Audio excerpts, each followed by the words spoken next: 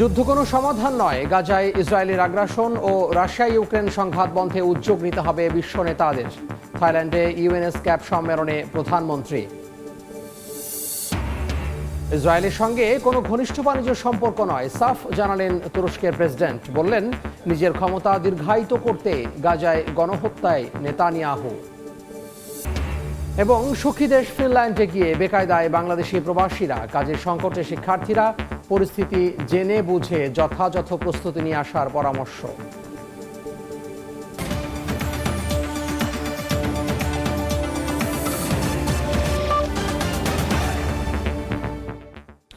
আন্তর্জাতিক সময়ে সঙ্গে আছি আমি তোহা খান তামিম। ইউক্রেন, ইসরায়েল এবং তাইওয়ানের জন্য $95 বিলিয়ন সামরিক সহায়তা বিলে সই করেছেন প্রেসিডেন্ট জো বাইডেন। গাজায় গণহত্যার প্রতিবাদে যখন বিক্ষোভে উত্তাল যুক্তরাষ্ট্রের বিভিন্ন বিশ্ববিদ্যালয়, ঠিক সেই মুহূর্তে ইসরায়েলকে বিপুল পরিমাণ সামরিক সহায়তার অনুমোদন দিলেন জো বাইডেন। যুক্তরাষ্ট্র থেকে লস্কর আল মামুনের আরও একটি রিপোর্ট। স্থানীয় সময় বুধবার ইউক্রেন, ইসরায়েল ও তাইওয়ানকে বিশাল অঙ্কের সামরিক সহায়তার একটি বিলে সই করেন প্রেসিডেন্ট জো বাইডেন। এ সময় বেশ উচ্ছ্বাস প্রকাশ করতে দেখা যায় তাকে। ইউক্রেনকে সামরিক সহায়তা নিয়ে যুক্তরাষ্ট্রের কংগ্রেসে কয়েক মাসের অচলাবস্থার পর এ সংক্রান্ত বিলটি মঙ্গলবার সিনেটে পাশ হয়। $9,500 কোটি মধ্যে $6,100 কোটি দেয়া হবে ইউক্রেনকে। এছাড়া ইসরায়েলকে দেয়া হবে $2,600 কোটি। আর চীনের হুমকি মোকাবিলায় তাইওয়ানের সামরিক শক্তি জোরদারে দেয়া হবে আরও $800 কোটি। রাশিয়ার অগ্রযাত্রা ঠেকাতে ইউক্রেনকে সাহায্য করতে যুক্তরাষ্ট্র এখনই নতুন অস্ত্র এবং সাজ সরঞ্জাম পাঠাতে শুরু করবে। This is consequential. I just signed into law the national security package that was passed by the House of Representatives this weekend and by the Senate yesterday. It's going to make America safer, it's going to make the world safer, and it continues America's leadership in the world, and everyone knows it. যুদ্ধ কখনো সমাধান দিতে পারে না। গাজায় ইসরায়েলের আগ্রাসন এবং রাশিয়া ইউক্রেন যুদ্ধ বন্ধে উদ্যোগ নিতে হবে বিশ্ব নেতাদের। থাইল্যান্ডে ইউএনএসক্যাপ সম্মেলনে এই আহ্বান জানিয়েছেন প্রধানমন্ত্রী শেখ হাসিনা। এ সময় তিনি বলেন, নারী, শিশু, সব বয়সী মানুষ যুদ্ধের ভয়াবহতার শিকার হচ্ছেন। আলোচনার মাধ্যমে যে কোনো সমস্যা সমাধান করা সম্ভব। এ সময় শেখ হাসিনা আরও বলেন, রোহিঙ্গা সংকট মোকাবিলা এবং মিয়ানমারে অভ্যন্তরীণ সংঘাত নিয়ন্ত্রণে আসিয়ানকেই ভূমিকা রাখতে হবে। The war is going on.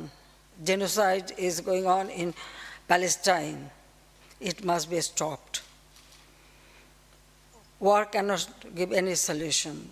Only loss of life. Children, women are the worst sufferer. Younger generation, they lost their life. Then why war? Wherever I go, I raise my voice because I face both experience, the wartime and as a refugee. So, please, I call upon the world leaders to stop the war, the Russia-Ukraine war, then now Israel, Iran, or Palestine. Why Palestine people should not get their right? So we must raise our voice. তুরস্ক এখন থেকে আর ইসরায়েলের সঙ্গে ঘনিষ্ঠ বাণিজ্য সম্পর্ক বজায় রাখবে না। সেই অধ্যায় পুরোপুরি শেষ, এমন ঘোষণা দিয়েছেন তুরস্কের প্রেসিডেন্ট রিসেপ তাইপ এরদোয়ান। বুধবার আঙ্কারায় জার্মান প্রেসিডেন্ট ফ্রাঙ্ক ওয়াল্টার স্টেইনমানের সঙ্গে যৌথ সংবাদ সম্মেলনে এরদোয়ান বলেন, নিজের ক্ষমতা দীর্ঘায়িত করতে গাজায় গণহত্যা চালাচ্ছেন ইসরায়েলের প্রধানমন্ত্রী বেনিয়ামিন নেতানিয়াহু। গাজায় ইসরায়েলি আগ্রাসনের শুরু থেকেই এর বিরুদ্ধে সোচ্চার তুরস্ক। মুসলিম দেশগুলোর মধ্যে কেবল তুর্কি প্রেসিডেন্ট রিসেপ তাইপ এরদোয়ানকেই ইসরায়েলের বিরুদ্ধে প্রকাশ্যে সমালোচনা করতে দেখা যায়। এমনকি প্রধানমন্ত্রী বেনিয়ামিন নেতানিয়াহুকেও হিটলার বলেও আখ্যা দেন। জার্মানির প্রেসিডেন্টের আঙ্কারা সফরেও গাজা ইস্যুতে ক্ষোভ ঝাড়লেন এরদোয়ান। দ্বিপক্ষীয় বৈঠক শেষে জার্মান প্রেসিডেন্টের সঙ্গে যৌথ সংবাদ সম্মেলনে ইসরায়েল ইস্যুতে কথা বলেন এরদোয়ান। এ সময় গাজায় নির্বিচারে গণহত্যা চললেও ইসরায়েলকে জার্মানির একতরফা সমর্থনের কঠোর সমালোচনা করেন তিনি।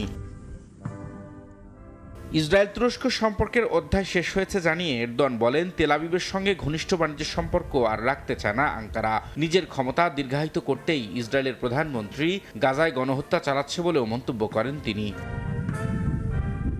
এর আগে ইরাক সফর শেষে ফেরার পথে নেতানিয়াহুকে এ যুগের হিটলার আখ্যা দিয়ে গাজায় নারকীয় তাণ্ডবের জন্য অবশ্যই তিনি শাস্তির মুখোমুখি হবেন বলে মন্তব্য করেন তুরস্কের এ প্রেসিডেন্ট। বলেন, গাজায় বেসামরিক নাগরিকদের রক্ষায় সর্বোচ্চ চেষ্টা চালিয়ে যাচ্ছে তুরস্ক।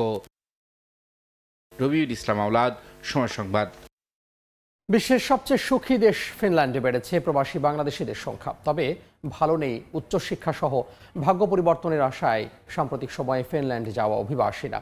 কাজে সংকটের পাশাপাশি চাকরি পাওয়ার ক্ষেত্রেও বৈষম্যের শিকারও হচ্ছেন তারা। তাই শিক্ষার্থী ও অভিবাসন প্রত্যাশীদের ভেবে চিনতে ফিনল্যান্ড যাওয়ার পরামর্শ প্রবাসীদের।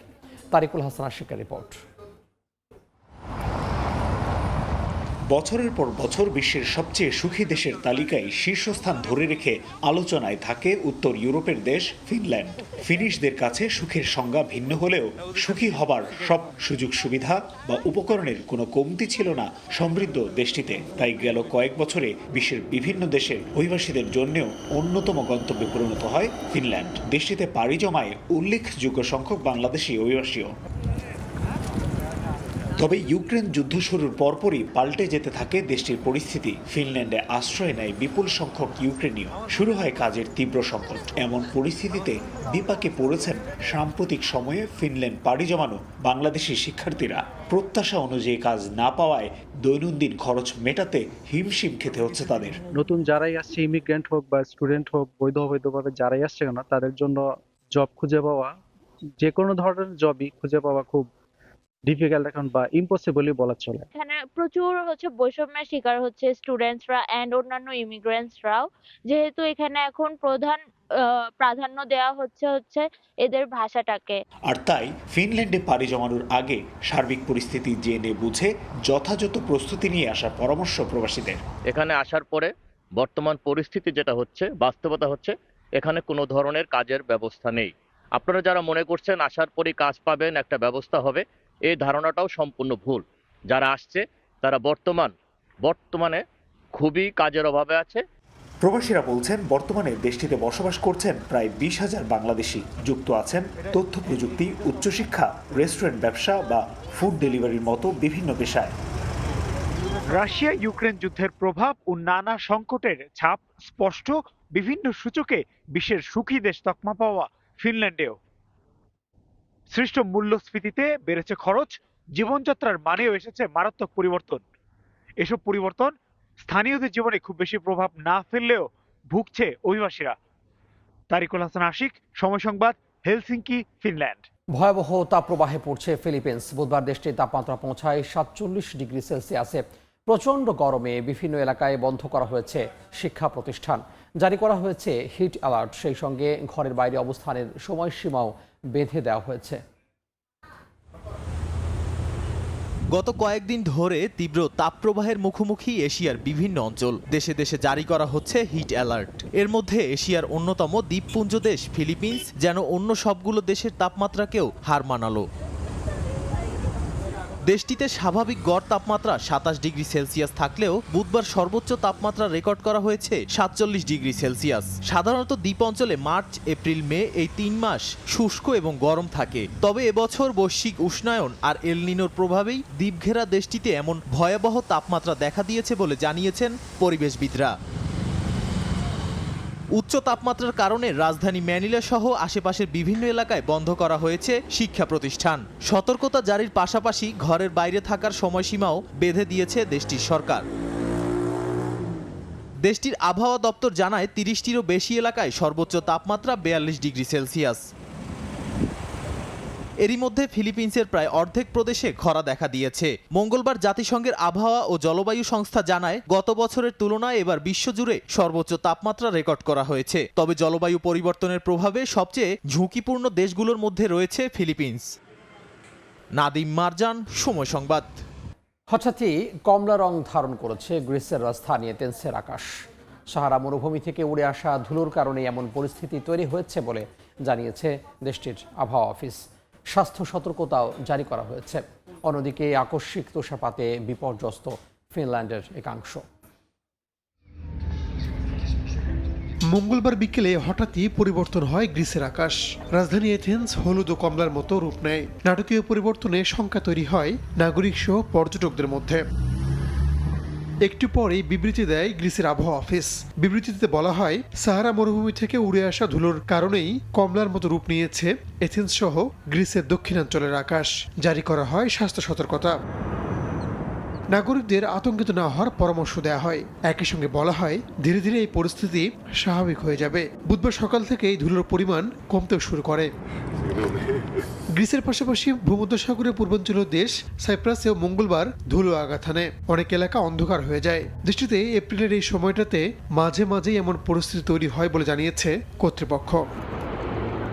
এদিকে ইউরোপের দক্ষিণাঞ্চলীয় দেশ ফিনল্যান্ড অস্বাভাবিক তুষারপাতের মুখোমুখি হয়েছে। অনেক এলাকা 8 ইঞ্চি বরফে ঢেকে গেছে। রাস্তাঘাট তুষারে ঢেকে যাওয়ায় যান চলাচল ব্যাহত হচ্ছে। মেট্রো, বাস নির্দিষ্ট সময়ে চলাচল করতে পারছে না। এমনকি হেলসিঙ্কি আন্তর্জাতিক বিমানবন্দরে অনেক ফ্লাইট বাতিল ও বিলম্ব হচ্ছে। রাহানুল রানা, সময় সংবাদ। বাংলাদেশের সঙ্গে কুয়েতের কূটনৈতিক সম্পর্কের 50 বছর পূর্তিতে সুবর্ণ জয়ন্তী উদযাপন করেছে কুয়েতের বাংলাদেশ দূতাবাস। এ সময় বাংলাদেশে বিনিয়োগের আহ্বান জানিয়েছেন দেশটিতে নিযুক্ত রাষ্ট্রদূত। কুয়েত থেকে বিস্তারিত মঈন সুমনের রিপোর্টে।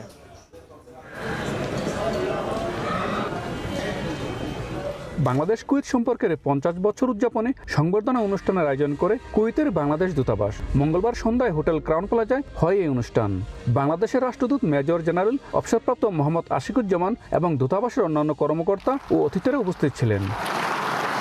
সংবর্ধনা অনুষ্ঠানে প্রধান অতিথি ছিলেন কুয়েতের মন্ত্রী শেখ ফিরাজ সৌদ আল মালিক আল সাবা। এছাড়া বিভিন্ন দেশের রাষ্ট্রদূত ও কূটনীতিক সহ দেশি বিদেশি 400 জনেরও বেশি অতিথি উপস্থিত ছিলেন। অনুষ্ঠানে দুদেশের বিভিন্ন ক্ষেত্রের চিত্র তুলে ধরা হয়। বাংলাদেশকে অভিবাদন জানানোর পাশাপাশি অনুষ্ঠান উপভোগ করেন অতিথিরা। This is an excellent event celebrating 50 years of great relationship between Kuwait and Bangladesh. Bangladesh দূতাবাস যে অনুষ্ঠানের আয়োজন করেছে তা দেখতে এসেছি। অনেক সুন্দর আয়োজন। তাদের জন্য শুভকামনা রইল। আজকে আমরা এই 50 বছর পূর্তি উপলক্ষে আমাদের বিশাল একটা মাইল ফলো। কুয়েত আমাদের একটা বন্ধুপ্রতিম দেশ। কুয়েত সবসময় আমাদের বিপদ আপদের সাথে দাঁড়িয়েছে। কুয়েত ফান্ড আমাদের বিভিন্ন ধরনের ডেভেলপমেন্ট প্রজেক্টে তারা ফান্ডিং করে এবং এর পাশাপাশি আমরা যেরকম কুয়েতের সাথে অঙ্গাঙ্গিভাবে জড়িত, আমাদের আর্ম ফোর্সেসের একটা বিশাল অংশ এখানে দীর্ঘদিন প্রায় 33 বছর ধরে এখানে তাদের সাথে কাজ করে যাচ্ছে। গার্মেন্টস, টেক্সটাইল, ফার্মাসিউটিক্যালস, জাহাজ নির্মাণ, লাইট ইঞ্জিনিয়ারিং, সিরামিক, চামড়া, কৃষি ব্যবসা, আইসিটি, জ্বালানি খাত এবং পর্যটন সহ বাংলাদেশের বিনিয়োগের সম্ভাবনাময় খাতগুলো তুলে ধরে রাষ্ট্রদূত তার বক্তব্যে বিনিয়োগের আহ্বান জানান। মঈন সুমন, সময় সংবাদ, কুয়েত। দক্ষিণ কোরিয়ার নাগরিকদের মধ্যে বেড়েছে পোষা প্রাণী পালনের হার।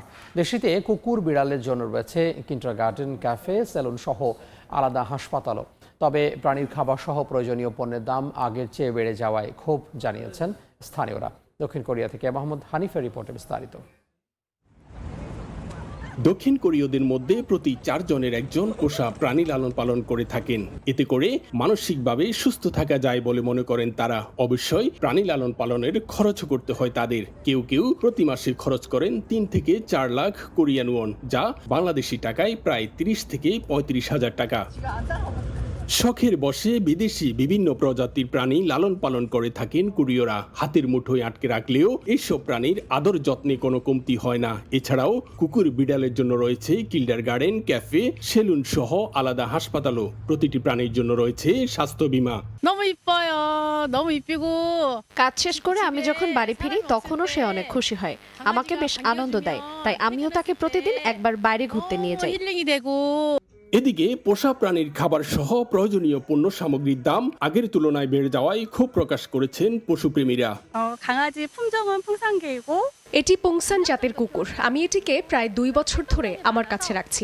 প্রতিদিন কুকুরের পেছনে 10,000 ওন খরচ করতে হয়। পশু লালন পালনের খরচ আগের চেয়ে অনেক বেশি বেড়েছে। কেবি ফাইন্যান্সিয়াল গ্রুপ ম্যানেজমেন্ট রিসার্চ ইনস্টিটিউটের তথ্য অনুসারে কোরীয় নাগরিকদের মধ্যে 1.5 কোটি মানুষ পোষা প্রাণী লালন পালন করে থাকেন। পশু নির্যাতনের জন্য কঠোর শাস্তি, পশু নিবন্ধন ব্যবস্থা বাস্তবায়ন সহ প্রাণীদের অধিকার রক্ষার জন্য কঠোর নিয়ম চালু করেছে কোরীয় সরকার। দক্ষিণ কোরিয়া থেকে মোহাম্মদ হানিফ, সময় সংবাদ। আন্তর্জাতিক সময়ের শীর্ষ সংবাদগুলো জানিয়ে দিব আরও একবার। যুদ্ধ কোনো সমাধান নয়, গাজায় ইসরায়েলের আগ্রাসন ও রাশিয়া ইউক্রেন সংঘাত বন্ধে উদ্যোগ নিতে হবে বিশ্ব নেতাদের। থাইল্যান্ডে ইউএনএসক্যাপ সম্মেলনে প্রধানমন্ত্রী।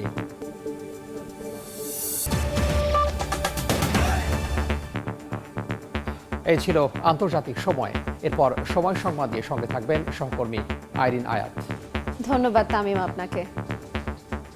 সময় সংবাদ দিয়ে ফিরছে কিছুক্ষণ পর, সঙ্গে থাকুন সময়ের।